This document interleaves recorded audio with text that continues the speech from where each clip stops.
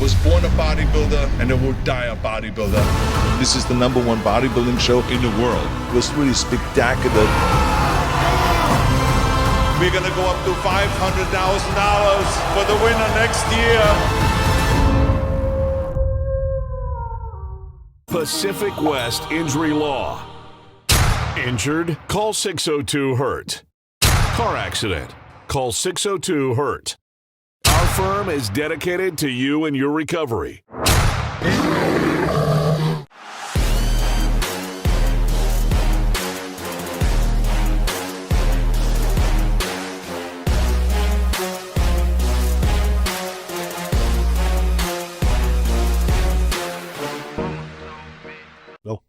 We all synced up.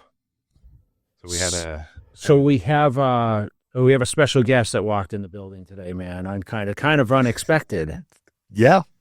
Well, this is a little bit planned out. It's been a... I know, but not like I was kind of like, okay, Sam's coming to Vegas. No, welcome.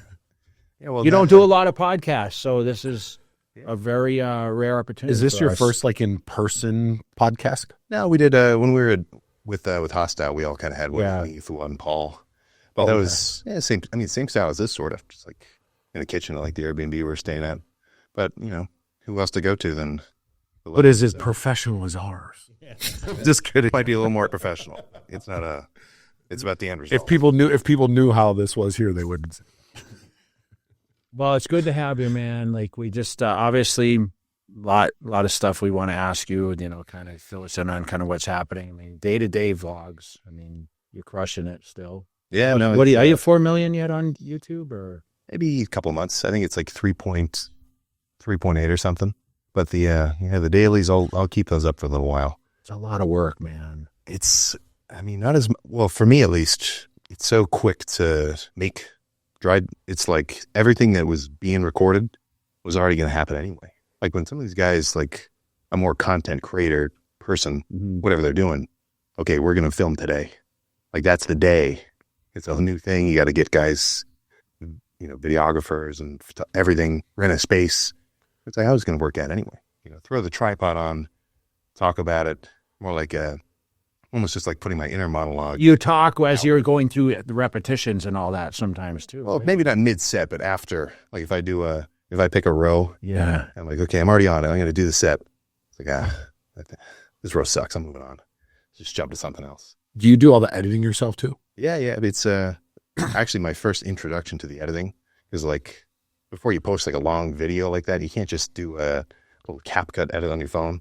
It's like some people can, and some people like it raw. I mean, I don't know if you ever watched some of my 7-hour DVDs where it's like, I don't think there was much editing at all, right? I mean, it was just 7 hours straight. But back then it was like a VHS tape, so it was a lot harder. Yeah. But no, it was, so actually I guess it was on the phone. But the first thing I ever edited, I was in a class. It was mafia cinema history. And we had to edit this video together. That's how you learned? And I was like, okay, I got the practice of it done. It's like, this wasn't that hard. Add the audio and read a little script. Like, okay, well, let's just replace this clip of The Godfather with some chest sets and some drives to the car and everything else. It's like, just get things going from there. But yeah, before the first one, I actually tried like 3 iterations. So like I brought my phone to the gym, put it in the car, tried to talk about like getting into it, like introduction, record some sets, didn't have a microphone. And if you're in a gym, even anywhere, and you put your phone like 20 feet away from you, you can't hear anything. Yeah. So the first one failed. I edited it together. I sent it to my brother and I'm like, yeah, this thing sucks. I wouldn't watch this video. But I'm sure you still got 1 million views. Well, not that. This in the beginning. Yeah. Those ones were like, holy crap, there's 500 views on YouTube. This is nuts. The second one was a little better. And then I'm like, okay, well, what do I have to do? Make it perfect before I post one. So the first one was 2 years, almost 2 years ago. Last January was the first one. And it's kind of, I don't like listening to it because those first 3 months of talking to yourself on the camera, like I wasn't just talking like normal. It was, you were trying. I'm exclaiming now. I'm going to go do this. It's like when we did our first few podcasts, like we've improved a lot. It's like, I'm going to go do this set of chest. It's going to be nuts. So when I hear that, like that really gets me like it. But now it's so natural. Like I was going to work out anyway. I was going to sit and pose anyway. and drive. You got to drive to the gym. I know, but you know what? People call you calming. The aura is good with what you put out for content. I think I think half of that is there's nobody else. It's just me talking about the stuff I'm doing straight to the camera. I used to think, okay, I'll record my own stuff for a while, and then okay, if I want to be serious, I need a videographer. But after like a few weeks of just the tripod, it's like, this is perfect. So like not easy, but smooth to make. Just keep pumping them out. And back then, I mean, it was a pretty strong following, like small, because it was all coming from TikTok. Like I did 6 months of like little editing, like joke stuff, like a 5-second edit, transition music. But it's like if you're squatting 5 plates in a little leg day edit, people are kind of curious about what the training looks like behind that. So eventually there's like the first 6-7 videos, like 1,000 views. I'm seeing the same commenters. I got to go back and because you can see the analytics and like find the first real viewers, like see how long they've been watching. Yeah. Just like get in contact with them. But after that, it's like, I think the craziest part is the format hasn't changed at all. Like the video I'm going to post tomorrow about working out is the exact same drive, sets, pose, drive back. That's pretty much it. And just go from there. How long are your videos? Like, you have a timeline usually? And it's 20 minutes to be short. Like if I was like the back day I did yesterday was a little quick because I went at like noon. We had to get back to the house at 1:30 to pack everything up. But some will go long. Like if I'm really talking, or if I drive to a gym that's kind of far, because there's a few that are like 45 minutes away. So sometimes I'll just record the whole thing, and it'll get into like the hour mark. But usually 45 minutes ish. 30. If it goes under 30, I'll get comments because a lot of guys want to watch the video during their cardio. And it's like, what am I supposed to do for those extra 2 minutes? So I think 30 is the sweet spot. And honestly, that's a perfect critique because out of everything, like, work hard, but probably the main staples I end up talking about cardio, the calorie tracking, and then you can say consistency. Those are probably like the big. Was this the things. game plan though from day one? Did you say I want to bring my life viral like this? Because listen, man, it's bringing people into your life. Yeah, no, it's definitely big by now, but I didn't really plan for it. I know, but when did you figure out like I'm going to keep doing this? So it was probably the best part. It was a really consistent like validation of okay, this is doing well, even from the beginning. But it didn't like the first 2 weeks of posting little TikTok edits and stuff. They started to climb a little 500 views on this one. Like I remember screenshotting the first 100 likes. But the whole time, if you zoom out, looking at all the like your views and stuff, it was always just a steady kind of climb. Up. So it's like, okay, this is doing well. Let's just keep doing this. But probably about 4 months into that, when that account was like 100,000 followers, or even probably when it got to like 10,000, I was like, okay, this is going kind of cool. This is looking like it could be something.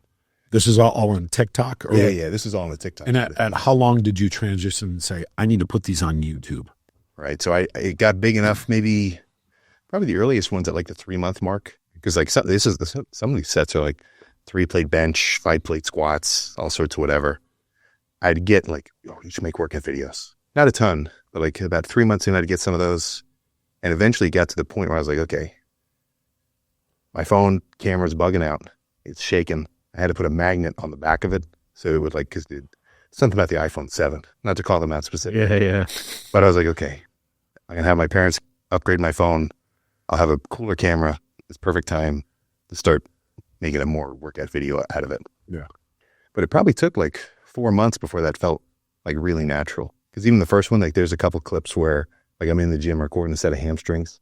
And I say to myself, like on the camera, like, oh, I know I feel like a total asshole right now, but let's do another set of hamstrings and record it. But you left it in there? Yeah, of course. People like it when you're authentic. Yeah. It's I think when it's just you, it's like what I see. And this is what age? This is what age when all this is starting? Oh, this is it'd be 21-ish. Okay. So your demographic's crazy. Yeah. Everyone and their brother comes up and yeah. They asked me a common question like, how did you get so popular? Right. If I I asked you, if I had a pinpoint, I'm going to say, Sam, how did you get popular? and you probably don't have an answer for me. Maybe not I've got because I've said this before. It's kind of, I think there's a couple things that helped, but some of it you just can't control.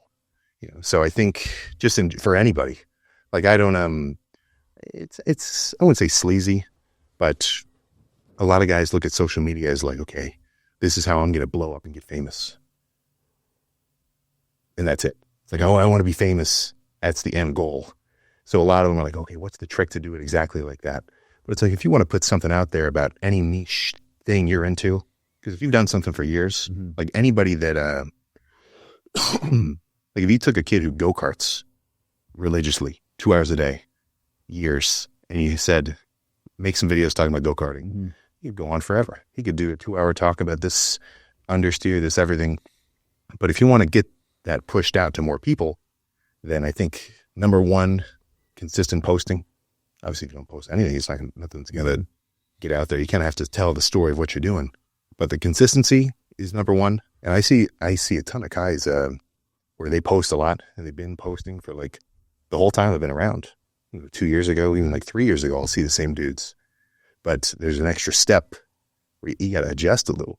Like the analytics are so crazy because if you look back at, let's say you made 10 videos or 10 posts on anything, your analytics should show you like this one did well. So now that's up to you to say, okay, let's go back. What did I do differently here? Did I use fancier music? Did I use a better editing, whatever? Did I say something more natural? Like so it doesn't have to be working out. It could be anything.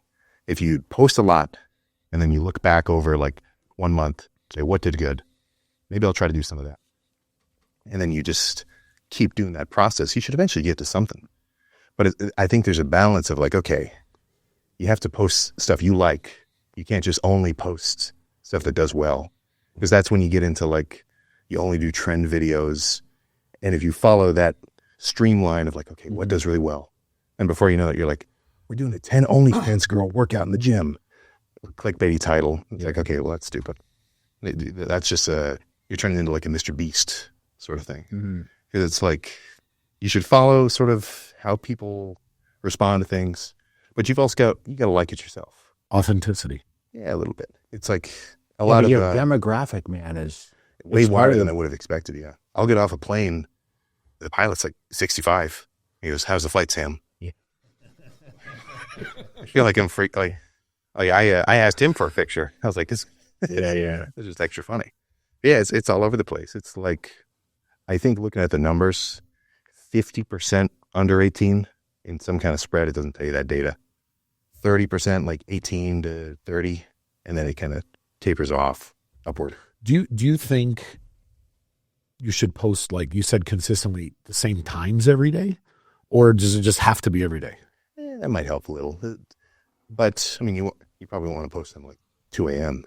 Yeah. But a lot of guys, they like I've seen some, I think MKBH, I don't know, like it's like creator guys will say, hey, it doesn't matter. They'll say hashtags don't matter, timing, like as long as it's reasonably consistent, you're probably all right.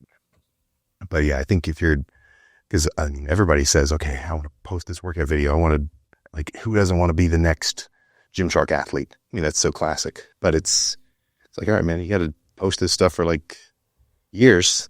You ready to do that with no reward?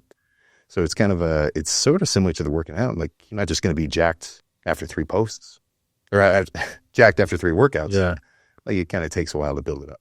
You know, I'm noticing this is the first time I've heard someone just straight up say, you have to do it every day. Yeah, well, it's like training. I know, but like, it's just like you're a character, right? When I say this, like the hat, the hair, the oversized, and then the clothes come off and everyone's like, wow, this guy's actually got a physique. Like why isn't he in bodybuilding shows? And I think that's like kind of the big buildup right now. I know you've been going to college. You said you finished. Yeah, we're all done there. Yeah. So congrats.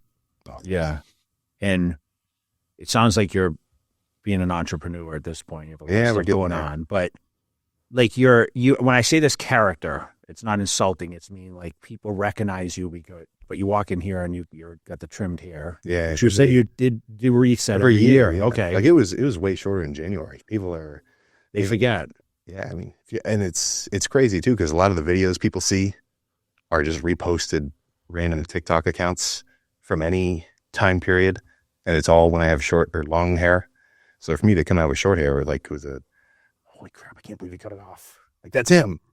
But it's but getting back to like what made it kind of blow up like that. Like, the consistency is going to help. Adjusting what you post is going to help. And like, try to, maybe don't get a $20 mic from Amazon because it's going to sound really scratchy. But like, that's like 30%. Like, how are you showing off whatever you're doing? But I think the next of it is like, you got to be enjoying whatever you do, or like what you're talking about. You could give, if you had to give like a presentation in class, and it was a class you hated, presentation's not going to be that good. Oh yeah, it was whatever. But if like there's a kid in that art class where he's a diehard artist, he loves it, sketching everything, his whole room's full of it, and he has to give a presentation on his art. He loves the stuff he's doing. So for him to talk about it, it's so easy, And then the rest is just like, I'll say the X factor, just luck. The craziest thing I ever heard was when I was in school, I would give a couple presentations. Like, we went up I had like this Bio 101 class, because I did like mechanical engineering and stuff. So you had to get one like entry level. And I gave this presentation talking about, it's like some kind of plant. 5 minutes, 3 minutes of research, like nothing crazy. And when I sat down, the two guys next to me said, Sam, you should read an audiobook. And when I was up there actually talking, like, I was like, I don't know, for whatever reason, maybe I didn't sleep a lot that night. And I just had like a bunch of caffeine for cardio. Like, I felt like nervous. Like, I was like, Really? yeah, just like not crazy. Like, no, just not like a ton of social anxiety like that. But for whatever reason on that day, I was like feeling nervous about it. Are you an introverted person? So that's another thing too. After posting all this stuff, I'm way more extroverted than I used to be. Like, my sister told me once, after I was posting the long form videos, like, she texted me after like 2 weeks of, maybe like 3 weeks of posting those. She said, Sam, I've never heard you talk this much in my life. And that's your sister. Yeah, it's my sister. I was super introverted. I didn't have a ton of friends. I never stayed at someone's houses.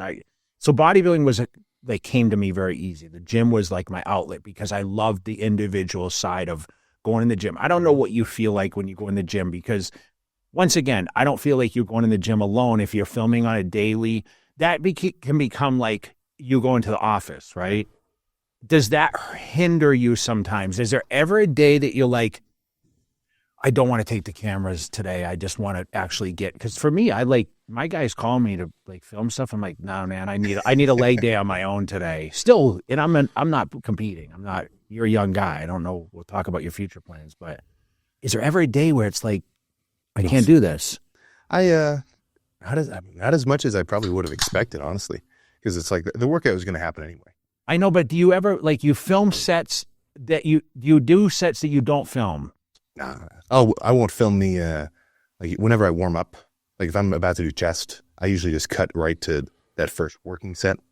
And like, because when I'm warming up, I'm just doing my own thing, whatever. Get my rotator cuffs and I'll just record every working set. Or like if I'm doing legs, like the only time a set wouldn't get recorded, for a while people would say, there's no way this workout is actually what he does. He comes back later and does a real workout. Like, are you joking? Every day I come back to like do my real workout. This was just for show. But it doesn't take a lot in the gym per se. Because like if you're recording a workout video, like you're talking. Like these guys, when I guess we'll kind of see what it's like, right? But you're really chatting in the gym. Mm-hmm. You're making a thing out of it a little. Like you're turning it on instead of just you like with your music. But I mean, the way I kind of record them, it's like I'll say a little 5-second thing after a set. Oh, that was a good one. Let's do another one. Cut to the next one. All the talking is in the car, on the way there or on the way back. So it's I've been thinking this before. I'll get to a point of just like length, I guess, where it used to be I'd hear guys say like, well, he's doing okay with the daily videos now. I don't know how long he can keep up. I don't know how long he could keep churning these out. But now it's like, I don't think people can keep watching an hour a day. It's too much. You're like, who's going to watch it at this rate? Getting like next year, 1,000 workout videos, all pretty similar. So I think I'm planning on kind of branching out from the dailies, but it serves as an awesome How much longer are you going to keep doing it as of this year? You think we're definitely coming to the end of this year for sure. I'll keep going at least till, well, the plan just isn't stopping yet. Like You don't have a dead date. You don't have a dead date. Yeah. Stop it because it's just doesn't take. You seem like you're still enjoying it, so there's no reason to. Yeah, it's I think so. It's like you're on camera. You're recording. Now you're doing a set that's recorded. Are you going to train differently? But I feel like it almost makes me maybe a little more consistent. Like, okay, am I going harder because people are watching, or am I taking it easy? Am I like sometimes I'll notice I'll do a set and I'm like, it's getting tricky. It's like an overhead tricep. Like I've referenced this exactly. Like, yeah, I gave up on that one just because it was getting hard. What the fuck is wrong with me? Yeah. Do another one. I think it helps, but I wonder about it because I think a lot of guys will work out and then they turn the camera on and then they're going extra hard. They want to do more. And it's like, it sort of gives me this pretense where I'll look at some dudes and think, okay, so this is the workout you recorded and you're going this hard. What do you work out when you're not being recorded? Are you really going after it? But yeah, so far we'll just plan for some dailies. I think I'll just, cause I really like being able to look back at like even a year ago. I'll do some of these sets so much differently. Like I think my rate of kind of improvement is increasing. Because if you get a million critiques about like your form, Do you pay attention? shoulders, I'm scanning them all. Do you? But being out and about now, Yeah. you get to venture out a lot this past, I would say, year's time, right? Way more than before. All over the world. Training with other people, is it taught you a lot of things? Yeah, it's like cumulative. Like it's not like one specific eureka moment from anybody specifically. Like I've been trying to work on pulling my shoulders back on chest for like Keep the chest out and like for like shoulders out. And I've been hearing that for like a year from people. But like me and like we do workout where it's me, Fuad, and Samson doing chest, and I'm on a pec deck. Like really, they're like, Yeah. telling me where to put my shoulders. I'm like, okay, well, I'm feeling it a little, and I hear that enough times where it's gradually started to click more. I feel kind of bad after the workout with Urs. I think that was a little moment where I started doing things a little differently where people would notice in the videos. So like, man, Urs must have taught him a lot. It's like, it wasn't just Urs. Like everybody's been kind of adding these sort of tips and critiques. Yeah, I actually had to roll a towel under my back because I was super shoulder my chest was weak. So I had to learn how to keep my shoulders back. And I used to actually put on the bench a towel. I'd roll it and I'd put it so it popped my chest out so I could actually. And I had to learn, what I had to learn is it's not about the weight, it's about actually contracting the chest and squeezing. He still doesn't know how to do it. Yeah. He still just bench presses because he'll tell you he can bench press 25, 30 times. No, I just like to move weight. I'm not trying to get on stage. So you know, some people like to go to the gym and move weight and they don't care if they're using triceps or like as bodybuilders. It's like a stress release. So are you a weight pusher or are you a body, like you just trying to really sculpt your body? Are you an artist? I'm easing back. I think there's a balance. Like the way I look at it, like I wouldn't. You're pretty strong though. I'll move some weight around, but I'll see some guys where, like younger, I kind of feel bad because like younger dude, new to the gym, the guys he's been watching has been teaching like, you should never go heavy ever. You should only curl the 15s, perfect form, very slowly. I'm like, okay, well, I wouldn't do all my sets like that. Like I'll do, I think there's some value to just the utilization of doing a really heavy one. Or like, sure, you get some extra tricep activation. Sloppy.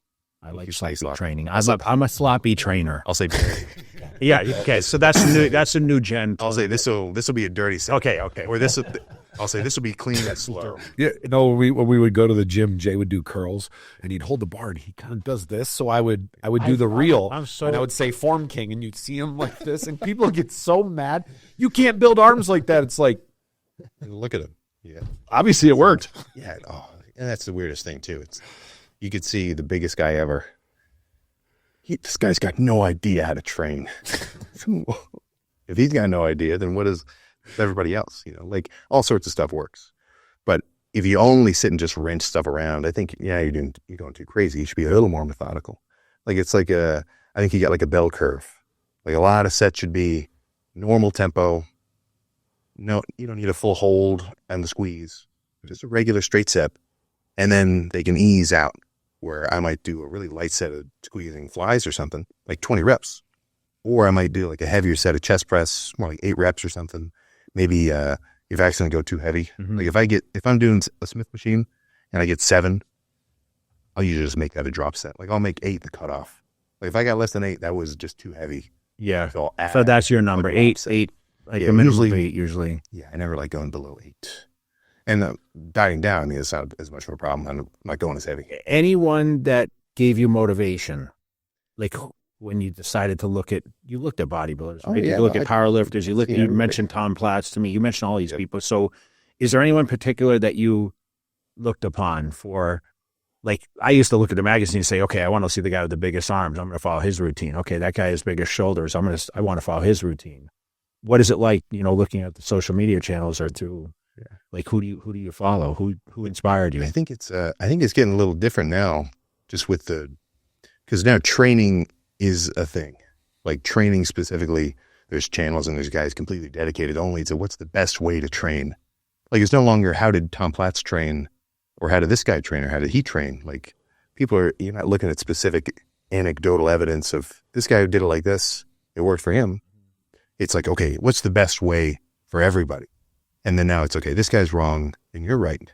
Or it's like so black and white, It's like they're completely taking away the value of just train hard doing anything. If you did only body weight, like calisthenics-based workouts at your house and you did them crazy hard as a beginner, you make just as much muscle as the powerlifter guy.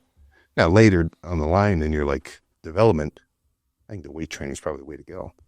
But in terms of specific guys, I was watching a lot of Callum when they started. And then in terms of more like not more like bodybuilders, but older guys, there's this YouTube account called like Machiavelli Motivation. Yeah, I know the guy who runs it. Yeah. Oh, hours watching this. The Dorian Yates ones, the Tom Platz ones, the like Lee Priest, Kevin Levrone, all those.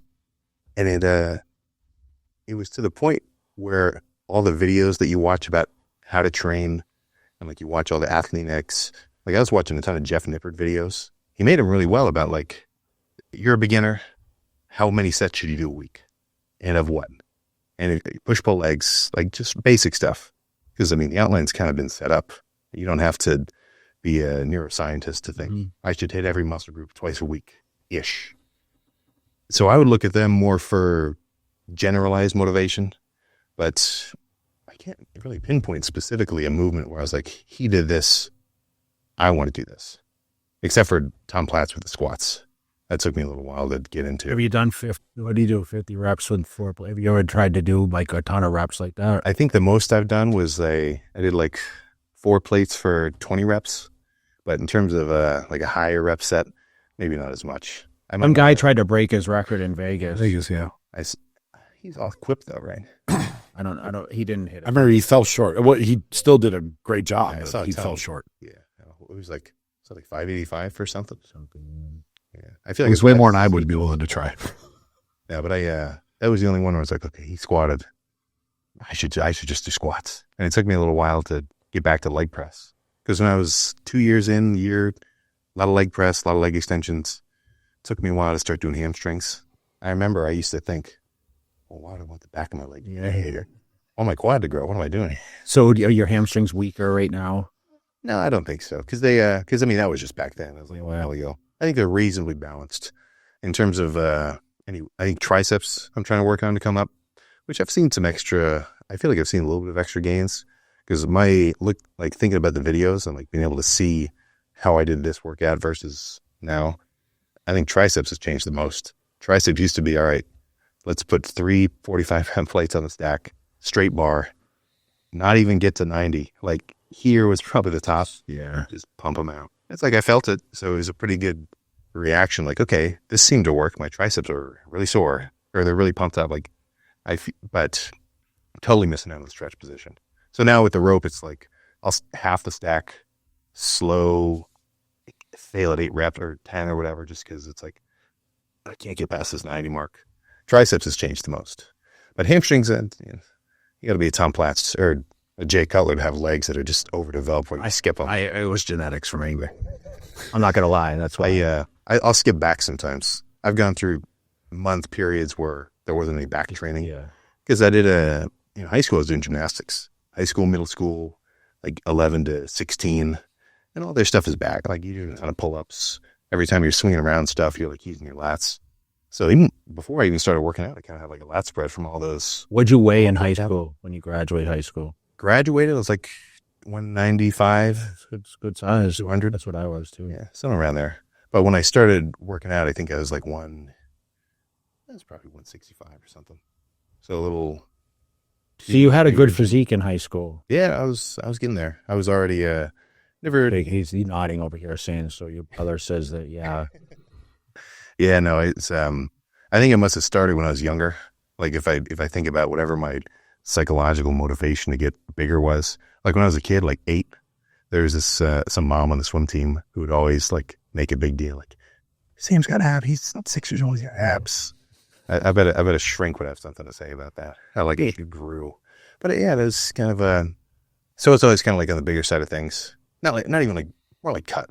Like some like I was cut. Yeah, I was the same way. I was cut, so it appears to be bigger. But I mean, you're doing a lot of core work like that. Gymnastics, Were you training in the gym while you were doing the gymnastics? That was its own thing. Yeah. Okay. The working out didn't start till sophomore year of high school, so I was like 16 and a half. Because the gymnastics was like 11 to 16. You got to be really good to do like college stuff, national level. Like we were good. Like we could flip around, do like a double flip on the floor and like land it. But the guys who actually went to college for it, like we went to Vegas for a competition, like just as a destination trip for us. And you get paired up with guys because you walk around like the high bar where you swing around it for the floor. And it was us next to these 2 Russian kids. The dad was their coach. We're smiling, we're joking around. Those never seen a more serious, like 14-year-olds. Like they were locked into probably coached since they were 2 years old. Yeah, exactly. But if you don't win, you're a failure to our family. You see a lot of that. But it's yeah. So once I quit doing that, it's just my knees are getting hurt from all the impacts of everything. It's like my back was bothering me because when you're swinging around this stuff, I mean, I don't know how many G's of force just pulling on your spine at the bottom. I think it was just hitting me kind of hard. And I was like 5'11". Did you watch the Olympics this past year, or did you actually still enjoy watching it or anything? Or we'll tune in. I think you're not like super fan of gymnastics as much. At the time, I was watching more of it. But we were a little more casual in the grand scheme of things for them, which might have made it better enjoyment-wise. Yeah. We're all having fun. Like those guys are all serious. So it's a little give and take there. But that was 3 hours a day, except for Sundays, and a 30-minute drive. Definitely teaches you a dedication to what you're doing now, though. So it didn't really feel like a dedication. Mm-hmm. But you said a 3-hour drive? What am I saying? 30-minute drive. Oh, I was like, 3 hour. You're pulling 6 hours a day. Like 3 hour time training session. Yeah, and it wasn't all like you warm up for half an hour, we stretch, and there's you kind of standing around before you do your stuff. But it was a 4-hour chunk of time after school every day, middle school till middle high school. Because your time management must be crazy if you're still every day you're clocking like you are. Right. So once that was gone, I got to do something. Yeah. And I remember when I was still like 160, we had like a little. I was like maybe easing into it somehow with the training, but there was a little gym in the basement where like half of it was my bedroom, half was the gym, rack, dumbbells. And I remember, so now basically 3.5 hours of activity out of my day was gone. And I'm eating bags of croutons, like a full family size bag of like white puffed Cheetos. That was just something you ate. Like I'm kind of hungry. Like, so I could tell I was getting a little softer. I covered my mirror up for like 2 months after I got into the working out because like I wanted to see a difference somehow, and it worked. I got back on it with the working out, but it was a big chunk of time every day that's now gone. I got to fill it up with something, and if it was all the guys you really hung out with were there, so it just made it really easy to plug the gym in. And I was still doing diving at the time too. That persisted till freshman year of college. That was not as intense. You do like some leg lifts and some V-ups and stuff, a lot of ab work, because they want you to be able to like ball up really quick to get spinning around. But that barely, I wouldn't want to do a leg day right before a diving practice, because if your legs give out, you just totally crumple and you scratch your back on the board or whatever. But they, even getting up to, so for me to walk around those practices like 200 pounds, even 190, so you're stick heavy. These guys are, same with the gymnastics. They're pretty slender, right? Skinny, short, it's just easier to spin, you know? And these diving boards are only so strong. Like How tall were you? I was probably, going into high school, I think I was maybe 5'7", 5'8", and like finished 5'11" and a half-ish. But once I got above like 185, 190, the board would hit the water. Yeah, and it would really smack it. So it's like getting a little heavier than it was designed. I think you should do a video of you trying to dive now. So I can still do it. We, like me and Mark, we'll go to the public pool sometimes. At 2 years since we touched a diving board. And just after a couple jumps, like it's 2.5. You never left. Yeah. Now I want to make sure I limber up a little more.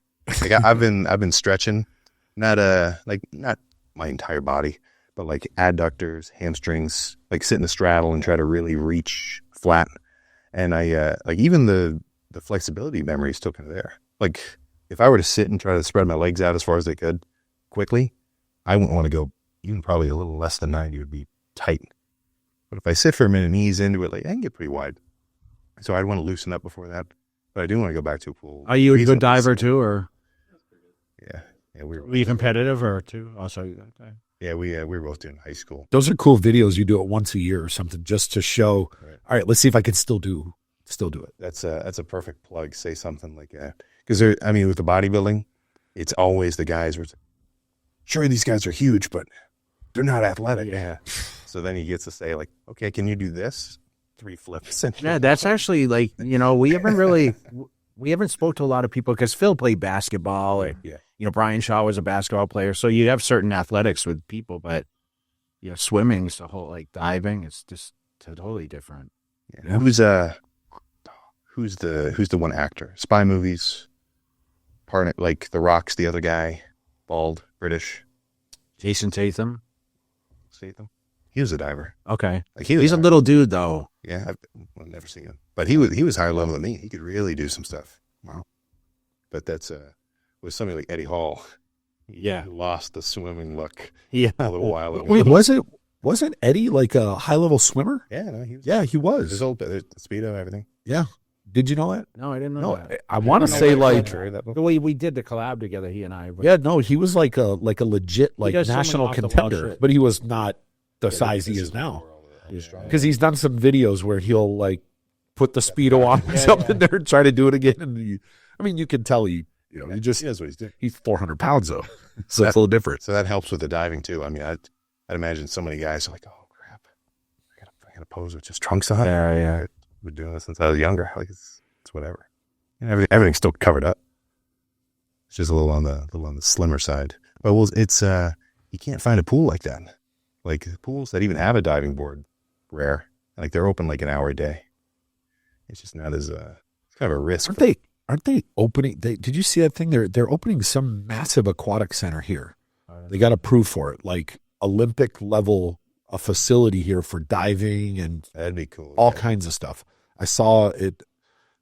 It's something like they would have for like in like Colorado for like the athletes. They're putting something like that here in Vegas in the next like year or two. What other things do you follow? What other do you follow sports or any other hobbies or?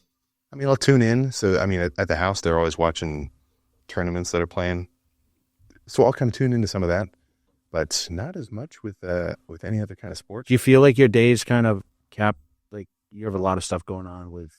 Some days are busier than others. Like we're getting like with all the clothing stuff getting set up. Like some days I'll have a little more stuff to do. Talk a little bit about that. Yeah, but that's it doesn't feel like work though because you're doing it for you, right? It's kind of enjoy it. Yeah, it's more like it's like something you want to get done versus like okay, I got to do this. But that's so that's one thing. There hasn't been like a Young LA deal like Gymshark thing yet, and I think half of it is this whole process has gotten so big with like the reach. It's like, why not try to do something yourself? But it's not like that's off the table. But that's extra cool for me because it's like you made it. You're not just selling somebody's shirt, and it's plus you get some but some insight into the back end of how everything moves around. And you can scale that to all sorts of stuff. What do you focus on? Mainly shirts right now, or? Yeah, there's just some shirts. There's like a t-shirt, hoodie, and then I got a bunch of shirts where it's cutting and bulking. We're just I know it says something on the back of this. Yeah, this one just says it's got pumped over the shoulders. But I was going to just see the bulking shirt. I'm not bulking right now. So are you on a lean right now? Or? Yeah, so I'm cutting down now. I was from peak carbed up 2 months ago, 270, I think 273 or something. Now down to 238. So you're pretty ripped right now. We're getting there. I'd say halfway-ish. So that's something I'd be curious to ask you, because the plan is 10 weeks or so from now, do some kind of show, like you got to do a random local one first to actually step into it. Mm-hmm. But that's the plan. Take this dieting phase that far to a show in the middle of February or something. Well, when you're already lean, it doesn't, you remember you don't have to start on a 16-week. You're already in rhythm. So exactly. Usually you get yourself in striking distance and then just dial down from there. Obviously, you know what it's like. You've known enough pros, and I mean, you have the best advice in the world, right? From people. That's where I'm trying to, it's like, I almost don't want anybody to really be watching every sort of thing and hour check-ins. Because I love the idea of just being able to do it on my own and like perfectly deplete and carb back up. But it's like, I just got no experience with it, So I think I'm going to end up reaching out, get some extra kind of guidance with that. Yeah. But the basic premise of the fat loss, dieting down or dieting up and down for so many times, I've got that part kind of down. Is there anything specific that you had to cut out that you miss in your program right now? The Cheetos? No. What is it, Cheetos? I was messing with him. He said he was eating Cheetos before. No, everything. Because when I'm bulking up, it's like my percentage, my ratio has improved of what someone would say is a conventionally good bodybuilding meal versus just like trash. Like that ratio in my bulking phases has probably creeped up to like 70%, like oats, rice, potatoes, steak, ground beef. The protein's always good. If you're eating real protein, you can't really get like shit protein. But it's the carbs and the fats, those have improved. More like just regular plain stuff. But I'll still have like the occasional whatever. Like the Krispy Kreme donuts. We were just walking out of the hotel lobby and we like saw the snack bar. And I slowed down and Mark kept up his pace because I'm looking at it. He's like, what are you slowing down for?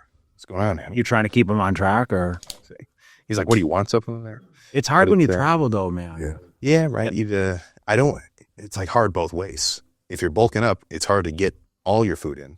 And if you're dieting down, it's hard to eat anything but like a random fit bar. And the fit label is a total illusion. Yeah. Except for some you're like, okay, these are some interesting numbers here. It's still the 15 grams of fat and 30 of carbs. You may as well grab a Hershey's, freaking full-size Hershey's bar. It's like the same sort of thing calorie-wise. So yeah, it's a little tricky to balance.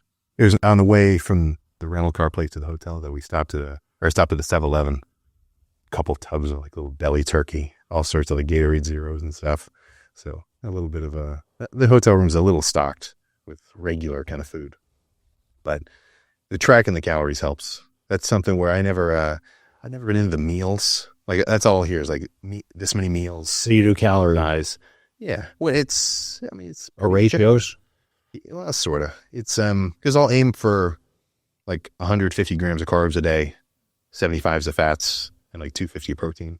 So I'll make sure I'm on track for that towards like the evening, and I might leave a big 800 calorie meal before bed, just so I can eat something and actually go to sleep. Yeah. Because if I hit my limit at 3, what are the odds I'm not going to snack on something? And it's like that's where it's so classy. We say, well, just tough it out. It's like it's supposed to be torture. Yeah, I would starve through the night a lot. Yeah.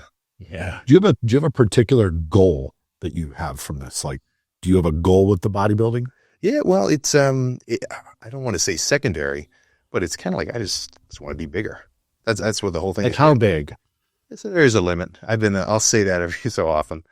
Like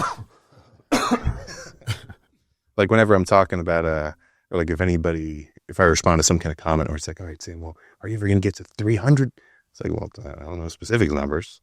I'm going to keep getting bigger for now. And then eventually there will be a limit where I'm like, okay, this is cool. Let's just stay this big for a while. And then just ease back down and do the classic transition to athletic training. Welcome to Fit Club Vegas, the ultimate fitness destination for visitors.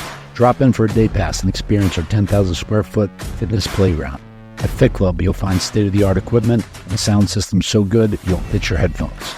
Conveniently located 7 to 12 minutes from the Las Vegas Strip, Fit Club is a perfect spot for you to come get your pump while visiting Sin City. So come check us out at 4525 West Hacienda, Las Vegas, Nevada. Fit Club Vegas, more than a gym. It's a vibe. Like everybody does. Because it's like, I'm sure it'll eventually say of like trying to be as big as possible. It's just the nature of it. What I mean, do you want to be Mr. Olympia one day? Do you want to turn pro? Do you have a goal with the bodybuilding side of that? Oh, that'd be crazy. But it's like so far off, you know. It's like you got to do your first show before you're not looking that far down the road yet. Yeah, it's like it's everything I got to do is right in front of me. So if I know I want to get leaner for this dieting phase, I'm just concerned with this daily, making sure I stay under these numbers. Or if I want to keep bulking up, like, all right, how is this week's weight gain? Was it on track with what I want to do? So I think it helps. I've got a good grasp of like the shorter, smaller steps. And as long as you just keep adding these up, I mean, before you know it, you're going to be like, and it really helped these last few bulking phases because I've always had trouble easing into it. It's like, oh, I'm bulking up 5,000 calories off the rip. Like I'd be eating 2,500 in a diet. Like bulk day one, all right, 5. And double it instantly. It's like, well, I've just gained weight for 2 months straight, a massive spike. And then I stay the same weight for 3 months. Like, oh, I'm sure I'll break through this. Break through this plateau. You get by, I'm totally off. Like these last few bulking phases have been so much easier. Because month one, kind of just eat whatever. It's like eat as much as I'm just kind of hungry for. Up it by like 500, another 500 next month. Like this is the easiest in the first time I was ever above 270. Mm-hmm. So it's like the validation of what I've been doing has been working. Just keep doing it and see how far it goes. But I mean, you never know. And with the competitive bodybuilding side of things too, like there is the genetic component, you know, and you might totally wreck your prep. You just got to see to find out. It's so unforeseen, but it's kind of funny. I would think about if I coached myself, I could say later, yeah, totally going to fire my first coach. What an idiot. Didn't even know what he was doing. But he was just me. So it's, we'll see. But I mean, at this point, at least, I feel like I've definitely got some room really just room to grow. And it's like, if you can diet down from that, you just kind of see what happens. It's still very young too. Yeah. And right. Very young. What is it like? You've done these meetups and, you know, you've had this viral content and I'm sure a million people reach out to you, stop you everywhere. Like, how have you accepted that? It's, like, do you ever like say to your brother, like, man, I can't believe how many people showed up, or like, I can't believe like this is like even the demographic, right? We talk about the women versus the men. Like the women are like, dude, they love you. It's a strong 4% viewership there. Yeah, they're outspoken. But they still show up at these events, you know. And it's sometimes it comes in waves. Like even today when we're walking around the hotel or something, I'm like, oh, did you expect we'd be going to Vegas 4 times this year, all for lifting related stuff? So it's like anytime something happens like that, I'm like, all right, yeah, this is getting pretty crazy. Or even just last night, or not like a couple nights ago, I'm like in bed and I'm like thinking, all right, going to Vegas, we're going to see Cutler. I just laugh for myself. This is fucking crazy. Would never expected.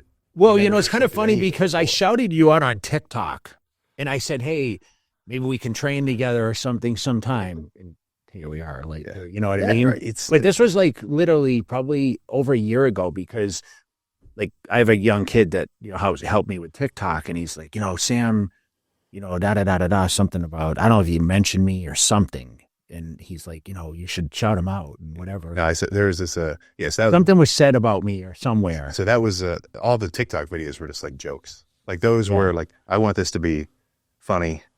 And it adds an extra component if you're a jacked 240-pound dude saying something kind of funny. But yeah, that was a video where you were saying something like, oh, you will listen to me say something. Yeah. You said, you're like, all right, guys, number one, you got to get some bitches. So I said that to you. That's right.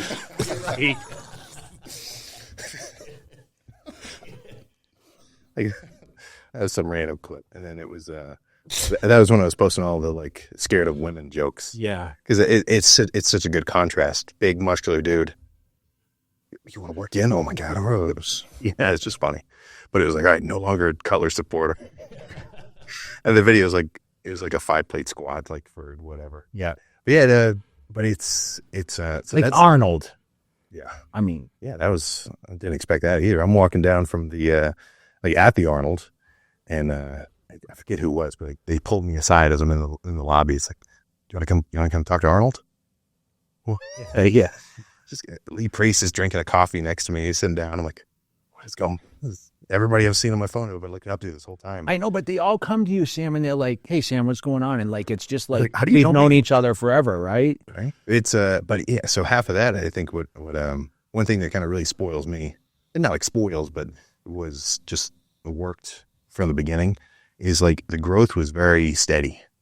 Like it wasn't like I feel not like bad, but a lot of guys, they'll hit a size on whatever platform they're trying to reach.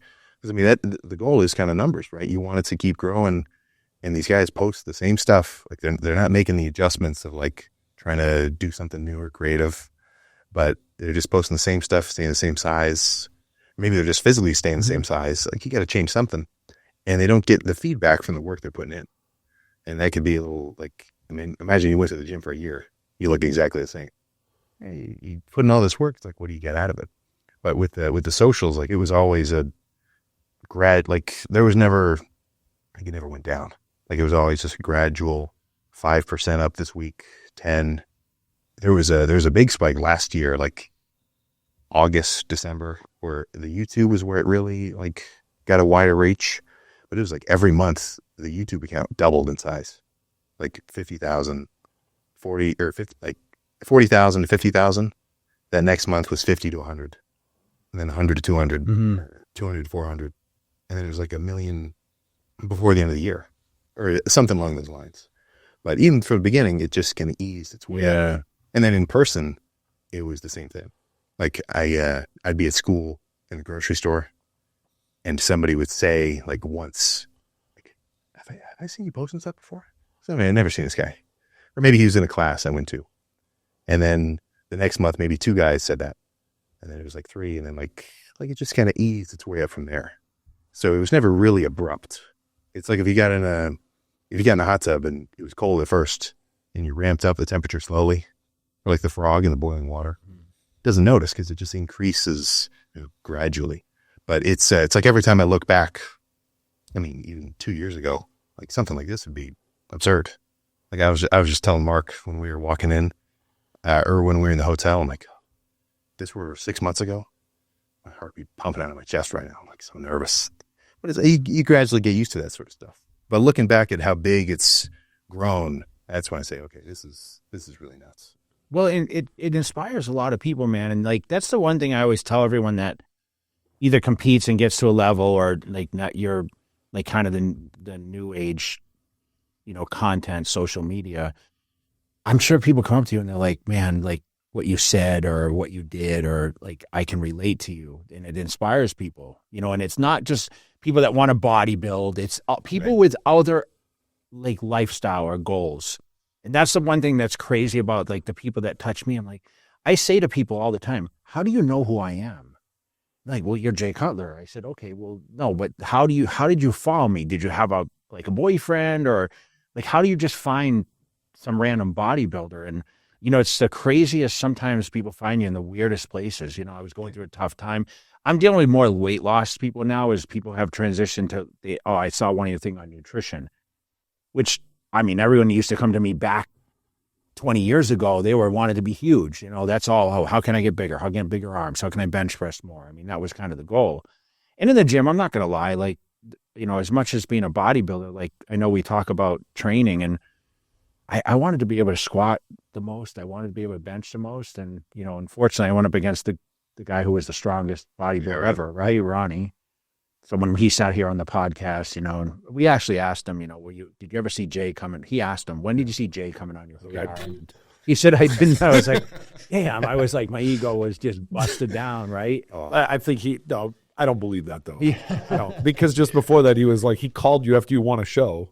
Hey, you won it when you won the NLC. And it's like, okay, obviously he had to know something is coming. You know, but it's like we all have these people that we inspire. So that's not something you can prepare for. And, you know, I've had a million people ask me, hey, what about this guy, Sam Sulek? Like, how's he going to do in the competition? I said, dude, I don't even know if he's ever going to compete. You know, I don't know what his end goal is. I mean, as far as I knew, you were a student, you were studying, and maybe I was told, hey, he doesn't want to pursue bodybuilding. So when you come on here, like, there's a lot of things I'm learning today just by a conversation that, like, I think Matt asked you a question. You're probably sitting back like, you're like, what do you want to do with this? It's a hard question, right? Because I was the same way. Like, you look at Mr. Olympia and you're like, man, you look at Samson win and you try to compare your body to Samson right now. And you're probably thinking, I got a long way to go. Yeah, right. That's how I was with Dorian Yates when I was your age. I looked at Dorian Yates and like, oh my gosh, it's so out of reach. That was the first show I attended, the 95 Olympia, and Yates came out. And I thought he was great, but I always thought, like, how come Paul Dillette or Sean Ray doesn't win, or Kevin Levrone or these guys? Because to me, they looked like they had outrageous body parts that just had more flow to the physique.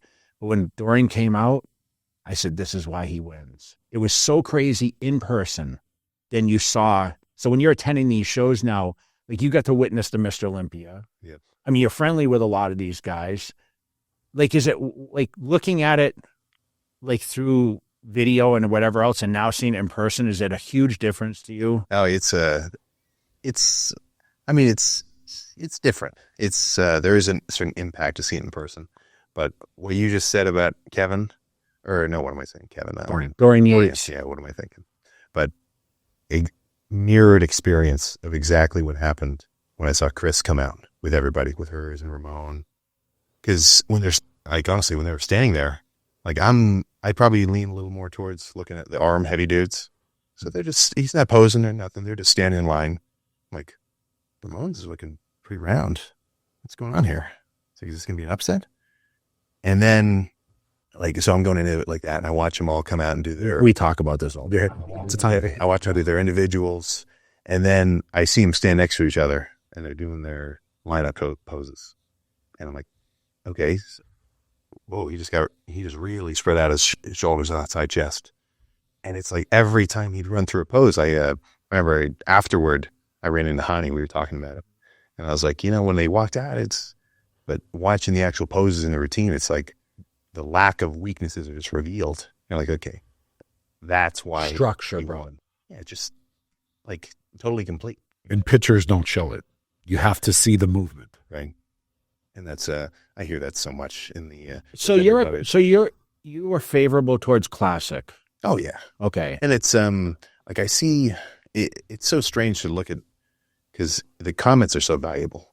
Like, there's so much good responses and feedback.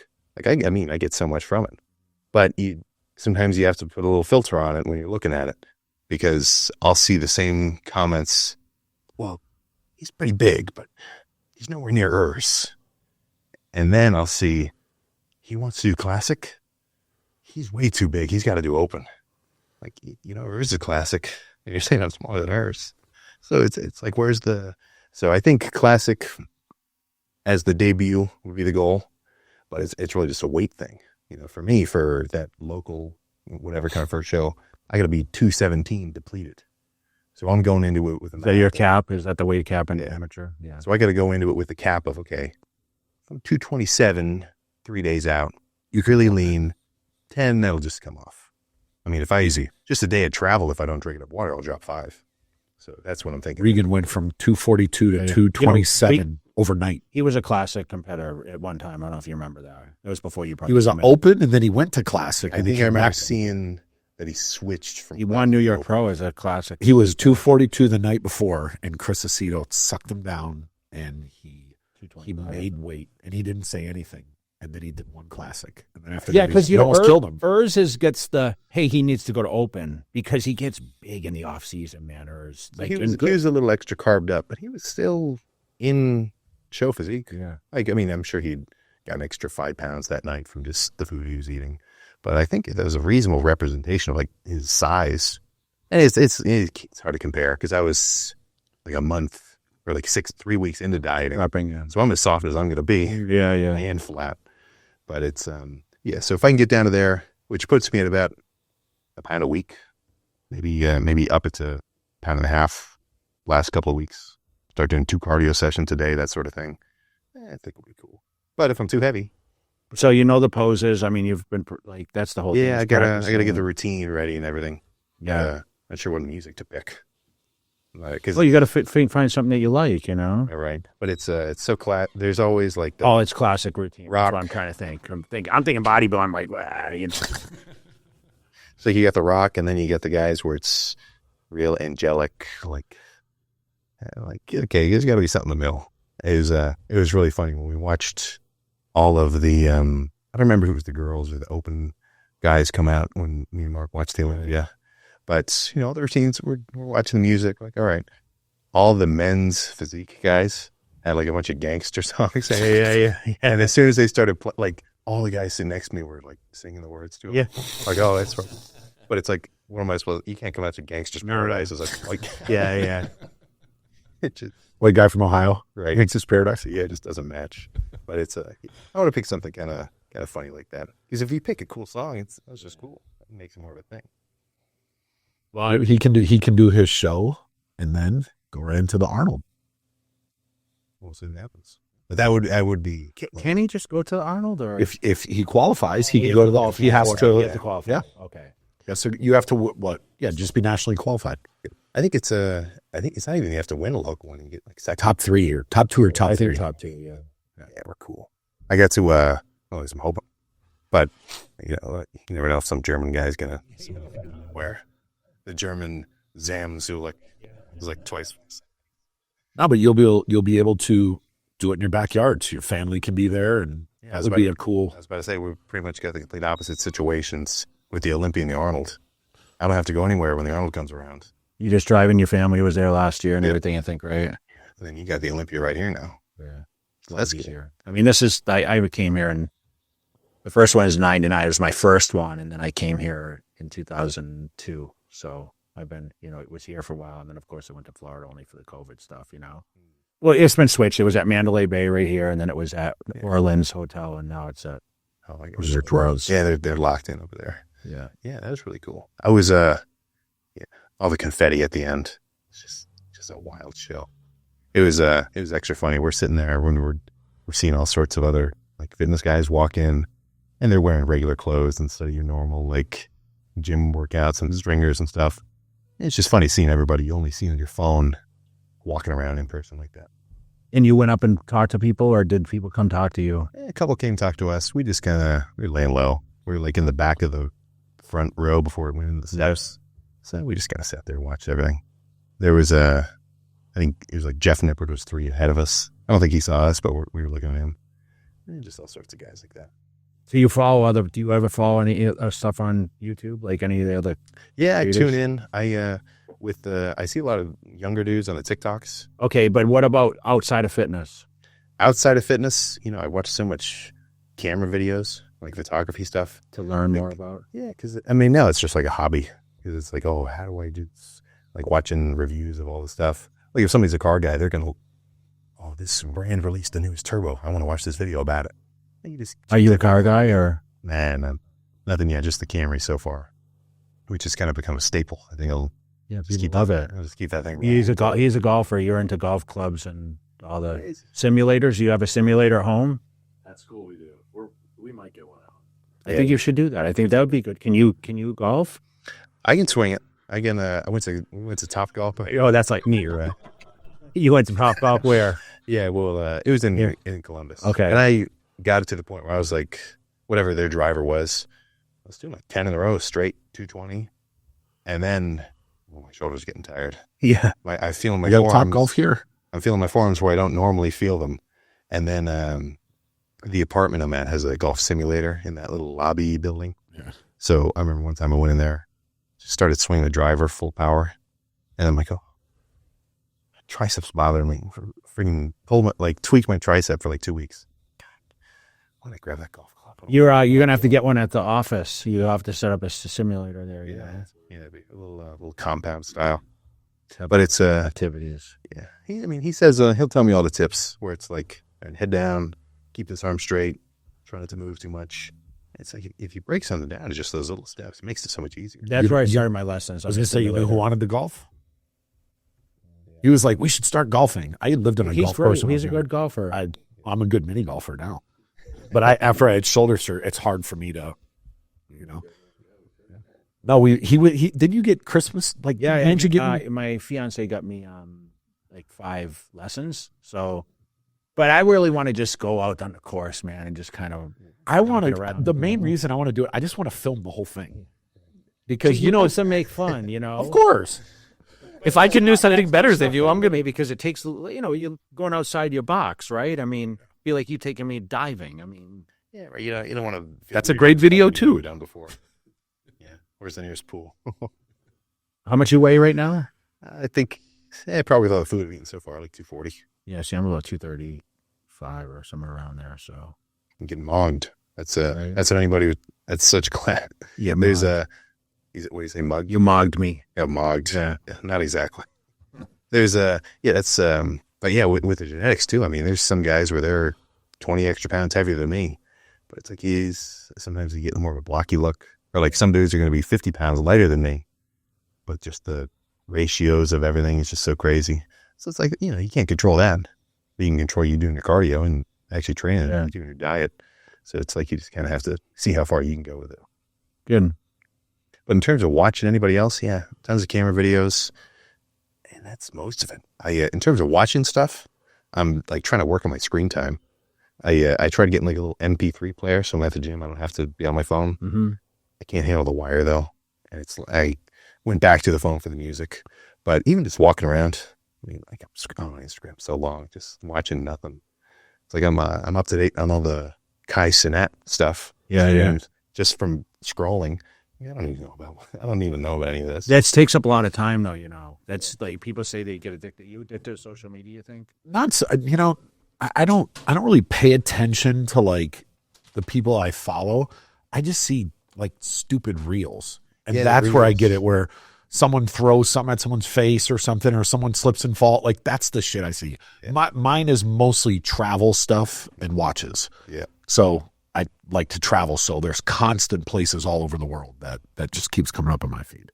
I end up you start talking about something and you see it on your phone 2 hours. Of course. But I'll go through so many different, like, what's the best computer you could build? And then you're watching all 3 hours of computer videos. And I'm trying to watch more like just shows and movies. So at least afterward I can like say I saw that. Relaxation, though, it's probably a good. Yeah, it's kind of cool. It's doing Yellowstone right now. It's great. You watched. How far are you into it now? Just finished season 1. Okay. I didn't know I was going to like it, but I got caught up with Landman. Yeah, I like Landman. I've been watching that. You watch it yet? I got to the last episode. Okay. Why is it not loading the next one? What's going on here? Yeah. That's it. That's the worst when you're getting into something. You're like, I got to wait till next year. I binged it last weekend. Yeah. It's really good. I like Which one? Landman. seen With that Billy one. Bob Thornton. It's actually really good about oil and gas. You would actually enjoy it. I saw him perform in Montana. Billy Bob Thornton's he's a rock group. Me and Dane and Rob went, and he came in his band, played it It's about oil and gas in Texas. Yeah, it's really good. Actually. And where is it? Like on Netflix? Prime. Paramount. Yeah, it might be Prime or Paramount. It's one of those. My dad. I got a bunch of flights, so I'll watch them. Yeah. No, my dad texted me. He was like, Sam, why are you buying these episodes of why are you buying these episodes of Landman? We have he texted me like a streaming service and he's like, we've got this. You can watch it there. But but I saw a comment where somebody said after I referenced the Landman, they're like, yeah, the guys who made Yellowstone made that. So that got me into Yellowstone, which at least has 8 seasons. So you get to watch that for a while. It's a lengthy one. It's good though. Yeah. What else? No, I mean, talk a little bit more about your clothing. Where can people get it? Because I know this is a big thing for you. Oh yeah, so you're a business owner now. This just launched, I think, 2 weeks ago? Week. Okay, a week ago. Yeah, a week ago. So talk about it. Yeah, so we so that's you're staring right there. Yeah, you can see the little figure right there. Yeah, that's a little me right there. But now it's not you because the hair. It'll come back. For anyone curious about the hair, I've heard your concerns. I'm working on growing it out as fast as possible. Yeah. Just get a wig. I'm doing it right now. We tracked down the guy who had samsulek.com. It's like $1,000 for the actual. That's pretty cheap. Domain. Because somebody could have really held you hostage. Right? That's what I always says. Like we sent our attorney sent him a message, and I was like, okay, what's he gonna ask for it? Like, all right, we got it. So that was cool. If you'd asked 10 grand, would you have paid it? Probably would have had to. Yeah. Sam Sulek.com. Shout out to that guy that didn't Right. Yeah, take advantage. Missed out a little. Yeah, samsulek.com. We'll see if we restock these because it's a little out there. Big, bold letters on the back. But, it's the first one. I kind of wanted to be a little more notable because it's, people want, or not even just people want, like, I'm seeing a lot of feedback go a little more subtle. But it's like, if it's subtle, it's not your thing. But we're going to add some more subtle stuff. Branch out into pants and.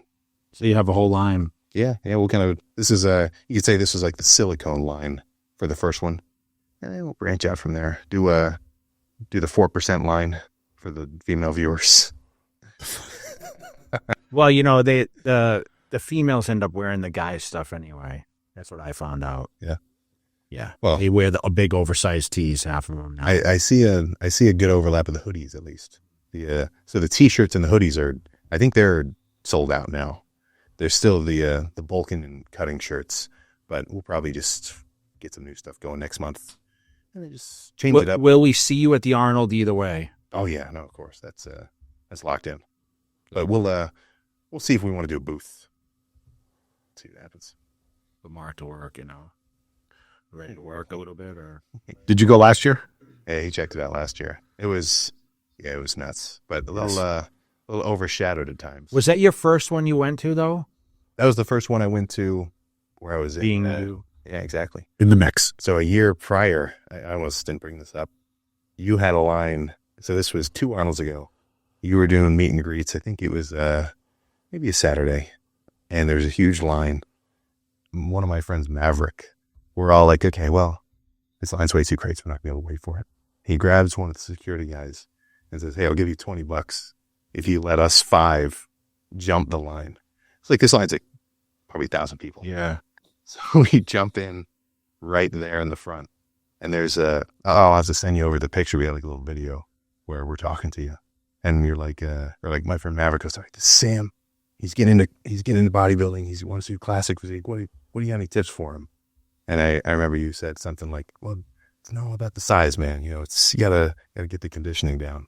And then we had to run off. But that was a big change from 2 years ago. Well, shit. Great.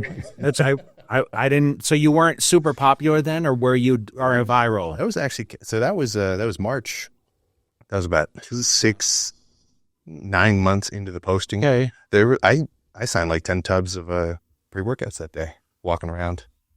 That's a little different. That was probably So people recognized you walking around from some of the TikTok stuff. Like we got a little video where we're walking around. Every time we ran into somebody, a buddy Maverick would just record it. So I had a little like documentation. 2 years ago, that would have been the Celsius booth. That was the only appearance you did in 13. You did Celsius, and everything else was all photo ops. Yeah. So yeah, that was a big jump from that Arnold to the most recent one. And you're lined up with. Yeah. I know it's like you, Ronnie Coleman, me, Chris Bumstead. Yeah, that banner. Yeah. That was the craziest banner for me to see. It's like, look at these. So I ran into Thor, going back and forth a little bit. And I got a picture with him somewhere. It's huge. Just a massive. Like Brian Shaw, same. Yeah, I didn't see him. We maybe if we were walking around the fitness side, we're getting distracted by all the knights when they were fighting in the forum. Yeah, but that shit's kind of fun to watch. Though, you ever watched it? They had stands. We were camping out there for like 30 minutes. They just swing swords at each other. It's like old school. But yeah, that'll. So I'm sure the next Arnold's going to be a bigger jump than the last one. We'll just keep going. It was a lot intense. Well, what would you say to all the youngsters that the parents, the youngsters, and the young, middle school kids that reach everybody. I mean, what age is a good age for them to start doing some sort of weight training? So I've gotten into this a couple times because I've got a couple guys where they've got a cousin or a brother where they're in high school, they're doing like high school football, high school wrestling, and I'm like, well, I don't want to do the sport anymore. I want to lock into the lifting. Like I see that a little bit.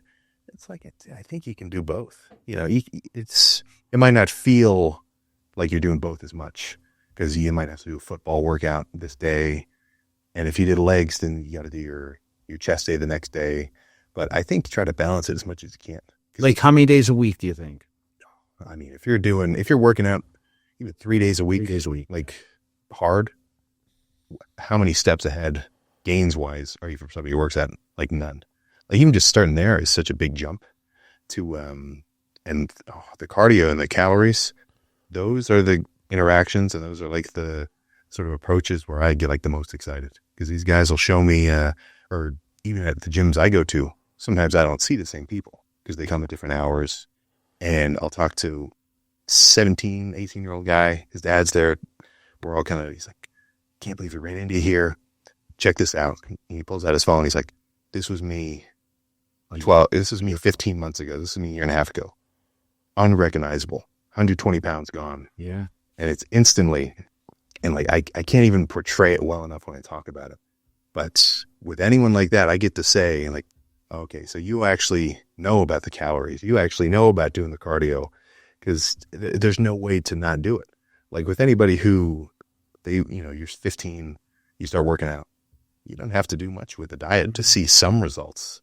But it's the guys who had to take those steps back before getting to like, even just a lean 170, like they've had this more treacherous path almost because they've had to figure out the dieting side and the consistency side. So it's like, that gets me the most excited because these guys have it took them longer to get there. So they're tougher having done it. You know, it's life-changing for these guys. No, seriously. And I always say the same thing. Like, do you remember the day that you made this? Like, they looked in the mirror and said, what's the change you're going to make? And they remembered the exact day, like, I'm making the change, you know, especially the people that lost the weight. Yeah. I feel like it's so nuts with, like, if you ever see David Goggins, that is probably the craziest version of going from, I mean, just lifestyle as well. One extreme, right? With the body fat and everything and the getting into a locked in like routine. Like that's probably the craziest you could ever see. Or even hear, like it doesn't even sound real. But I think the social media is so desensitizing. You know, people, I think, and it is just my kind of like observation, but I feel like they think that's what you have to do. And if you do anything short of that, then why bother? You know, it's like, my routine can't be perfect. I don't want to do it all. You know, there's such a value of easing into it. You know, like even just, like I'm always saying, like, look, I'm not saying you have to track your calories right now, but just download MyFitnessPal, download like a random something and just have it sit there. Just see what happens. You know, tell your mom to get a food scale in the kitchen. Don't even know what because having those things next to you, it's like, all right, well, accountability. It's I'd say it just makes it so easy to be accountable with it. It's like, all right, well, I just looked at the nutrition label. My phone has the thing on it. It's right there in your hands. I mean, I feel like just out of curiosity, you might get into it. And it's like, that's the only thing I've seen really work consistently. So, I mean, same thing, bulking up, cutting down. Like these, you know, I'm 18, I'm 180. I feel like I'm plateaued. What should I change about my training? What should I change about my weekly routine? It's like, that's probably not going to change much. You know, you're giving yourself a stimulus, whether you're doing full body workouts or like push-pull legs or like a bro split or whatever. Like that stimulus is pretty comparable. You know, something might be a little better. You can optimize it. But what's really going to change it is like actually tracking, making sure you eat enough calories so that you're in a state of recovery. Because I could work out twice as hard for the next 2 years. And if I only eat 2,000 calories, I'm going to shrink down and I'll just reach some kind of level. It's, I'd say that's probably one of the most valuable things you can get into. And a good first step is you just track your protein. And everybody loves tracking your work. More protein, more muscle. It's like anybody's first instinct. So it's such an easy way to get into it. But once you got something like that in place, you just get better over time. Tracking your protein. He's tracking everything. It's somebody he highlighted it once. I'm sitting doing like a full day eating video. I show the camera my macro app, day 1,300 of the macro tracking. It's like it works, but it's in terms of like, okay, how do I become this? How should I train like this guy? You know, you're trying to skip some steps, you know? Like if you just worked out every day for a year, you didn't watch any videos, do you think you might be a little better at it at the end? Like just having done it, getting those hands-on experience, like that's where you really kind of learn about it. There's no secret. There's no shortcut, just consistency. Yeah. Like if somebody really got into that, clocks hours of working out, like that's why sometimes I look back and I'm like, okay, 25 sets of biceps for one workout. Probably overdid it, but I got the experience of 25 sets. I overtrained like crazy. So it took me to drop that from 25 to 11 back, because that was like a big drop in my mind. I'm like, okay, 5 movements, 5 sets each. So I had Mark do a workout out of nowhere where he did a chest day just like that. I don't know. How do you? Oh, good. He was like, Like I'm done. Dead the next day. It's just because I had him do way too much stuff. But then it's like, okay, I got 25 sets of practice of doing this curl. Yeah. So it's like, all right, even though you didn't necessarily do it perfectly, you got something out of it. Like you sort of learned something after. The rhythm. Yeah. And it's so, Not to do it again. Yeah, right. My first 3 months of training was doing that. I saw him doing it. Oh, yeah? You just went right into it? So he's like, what the hell are you doing to yourself? So he saw your Yeah. trial and error phase. Yeah. I mean, everybody kind of now. Everyone videos, overtrains, right? I think, in the beginning because we love it so much, right? We're excited to go to the gym. Like, can't wait. The gym for 3 or 4 hours. We know in the beginning, like I tell everyone, remember you're recovering, you're growing. We're outside the gym. I literally thought, I'm growing inside the gym. I spent 2-3 hours there at a time. I remember going to Gold's Gym Venice when I was 19. I think we spent 6 hours at the gym working out all day, but you were just so amazed Excited. by, oh my God, that's so-and-so. Oh my God, that's like, oh my God. Like you saw so you're like, I don't want to leave because you don't want to, who are you going to miss, you know? I never got there. I think it took me a while to get into like the carbs and fats. In the beginning, my sort of rules of thumb were gram per pound of protein, train twice a week, train with 50 sets per week per muscle. So 25 sets a lift, and then go from there. I don't know how long I did that for. I've got it. Back then I was like writing out. I've got like paragraphs written in like Google Docs somewhere. Okay. Like a description of like how I feel about how the training's going. I had it in a journal. What I should change. Yeah. Like not like a ton, not like books, but like things like that. I read out. I was like, okay, I'm hitting everything twice a week. I want to do it very evenly.